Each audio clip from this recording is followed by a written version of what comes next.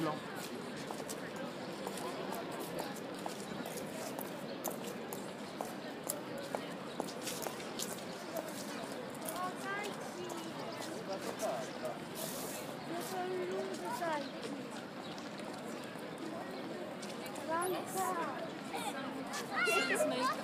Si tu regardes bien.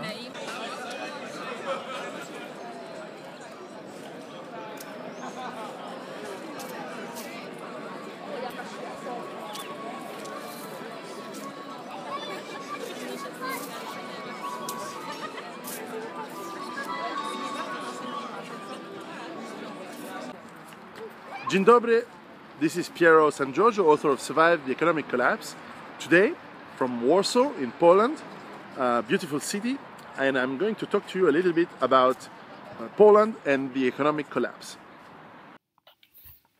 Hello everyone again. So yes, I'm here in Poland, in Warsaw. I was here for some seminar and some training and to discuss with the possibility to translate my books into Polish.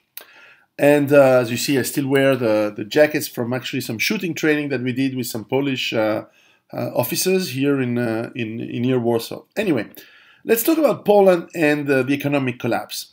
If you're new to what I do, maybe you're Polish or maybe you're a Polish American or living in the UK or elsewhere, and you're wondering, what is this title about Poland and the economic collapse? What is it about? To give you the story, I'm a writer, a Swiss writer. See, no, that's Pepe the Frog. That's Switzerland, and that's the company that organized the training. Anyway, I write books about how you prepare yourself for economic collapse. My first book was a huge bestseller. It's translated in many languages, in English, in Russian, in Romanian, in Italian, and so on. Obviously, in France, I write in French. And we sold hundreds of thousands of copies, and I explain why the world as we know it, the globalized economy, is going to collapse very soon. And I wrote this in 2011, and I think the time of this collapse is getting very, very close. And in fact, it has already started. The process is a long process of debt, of overpopulation in the world, therefore of pollution and destruction of the environment, and of economic slowdown, which leads to social unrest, which leads to supply chains falling down, which leads to very little food being available, and water and medication being available, especially in the cities. And that will lead to even further social unrest, violence, especially in globalized, multicultural world. Therefore, I explain in my books how you prepare yourselves for self-sufficiency, to be autonomous as much as possible for yourself and for your family. So obviously in this context, and you can see I made videos for every country that I traveled. There's country that I've done these videos for the UK, for the US, obviously for Czech Republic, Hungary, and many other countries. And today, obviously, I wanted to take advantage of being here in Warsaw to tell you a little bit about what I think about Poland in the context of economic collapse. So I'm not saying that the economy in Poland is collapsed. It's doing very well right now.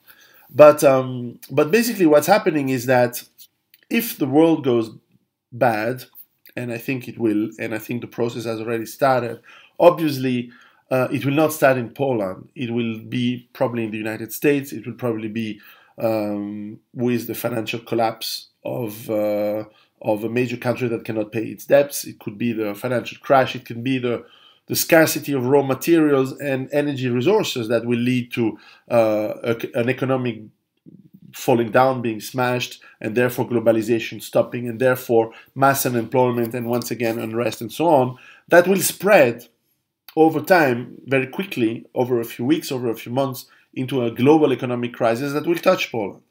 Poland is a very, very successful country today with a lot of manufacturing, a lot of exporting, manufacturing cars, manufacturing, obviously, products for consumption, such as, obviously cars, what they call white electronics, fridges, washing machines, but also ships and planes and many other elements in the global economy. It's doing very well. And also, obviously, there is a vibrant internal market of consumption and production for the consumption of Polish people.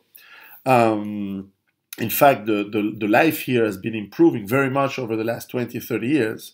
I've been visiting Poland since 1992, where I first visited with my then girlfriend, which was a Swiss, but from a Polish family. So we used to go around Poznan and Gdansk and Warsaw and even Częstochowa, Katowice and Krakow area. We visited quite a lot. And actually, I say hi, Agnes, if you read this, if you listen to this. Really nice girl, and good friend. And therefore, we visited.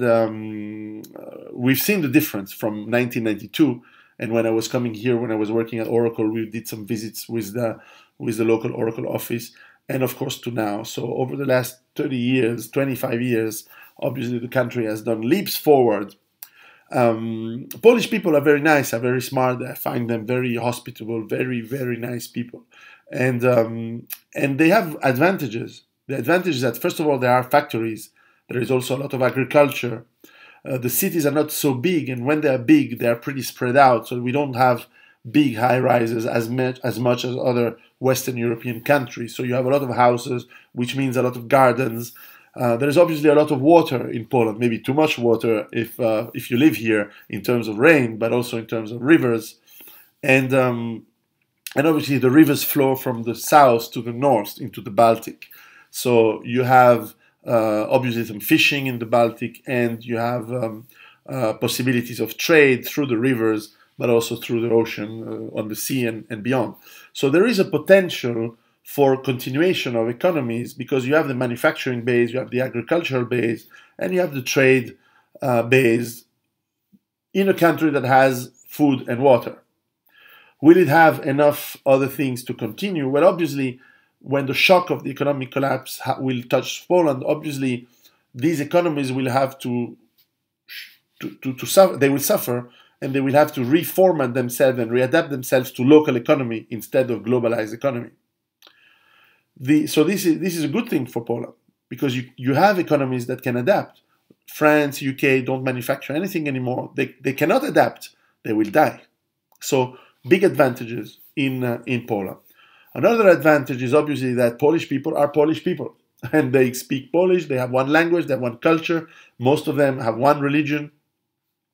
And obviously this is an advantage because multiculturalism in times of crisis equals violence. And therefore, there is a tendency to Polish people not to be violent because they share the same values, the same culture, and the same ideas, and the same view of the world, and they are one people. And that's very important. And also, obviously, today in Poland, you don't have a lot of foreigners. And if you have foreigners, they are from Ukraine, which is a very similar ethnicity and culture.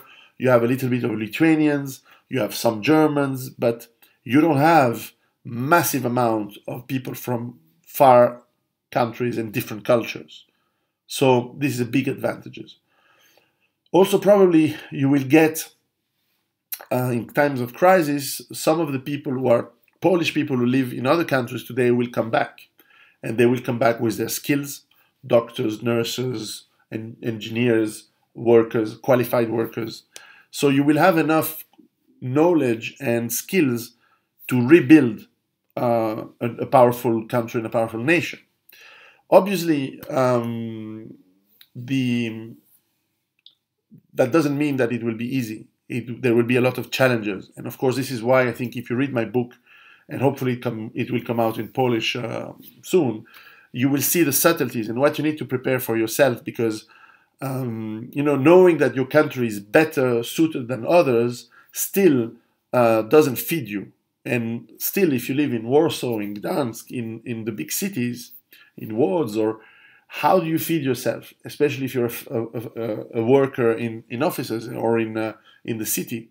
You don't know that, and you're not doing that. So you need to think back how your grandparents used to live and how they used to have a little bit of black market, a little bit of production, a little bit of trade, and to basically have enough in times of crisis. So your experience with the communist time is actually very valuable for you. I know the young people don't remember and don't know that, but the older people, the people of my age and older, they remember how it was.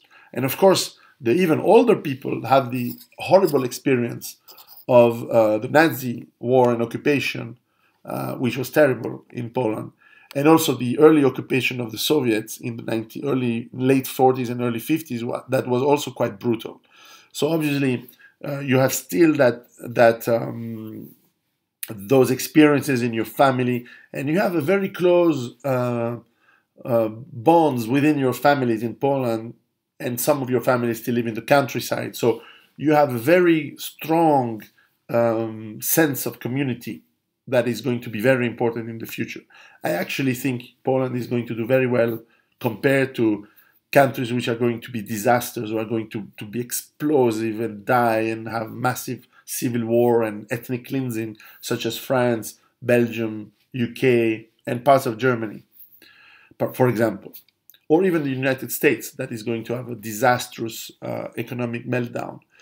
Now, there are some risks and dangers in Poland, which are specific to Poland. The first one is that Polish government, and to some extent the Polish people, I think have not understood that the world has changed again. And it has changed in 1990, in 1989, 1990, when the Soviet system collapsed.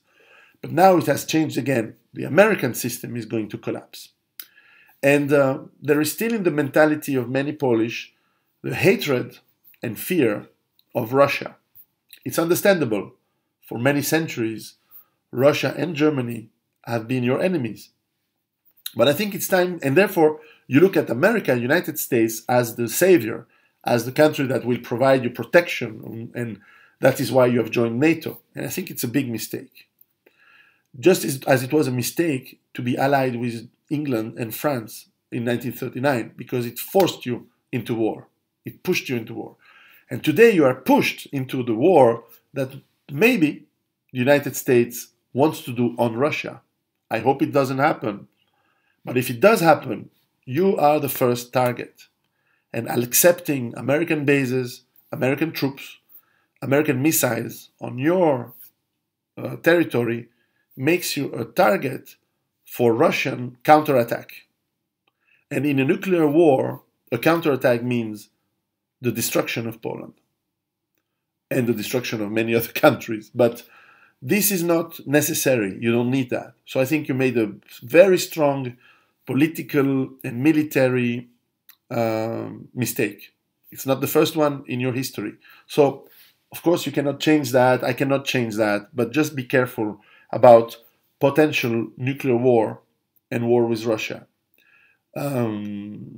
So this is a specific danger for Polish people in case there is a war. Now, let us hope that there's no reason for this war, obviously.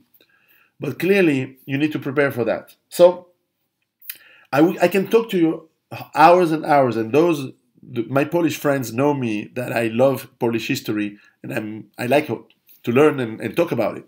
So obviously, we can have this discussion another time, and I hope to come to Poland to do some seminars and talk about how it goes. And clearly, I'd be very happy to do that, but obviously I cannot talk for hours today in this video. So I just want to say, if you're Polish or if you're a Polish ancestry and you watch this video, dzień dobry, and be well, and keep being a proud country, a proud people, proud of your traditions, happy about your achievements. Don't complain too much about history. It's past. Now you have to look at the future, and the future is how you're going to save you and your family from difficult times ahead. You're strong people. You will manage. You will succeed. You will survive. And I hope that in my books you will find tricks and ideas to survive better and to be better to prepare yourselves. So I thank you, dziękuję, and I'll probably see you another time when I come. Take care and prepare yourselves. Ciao.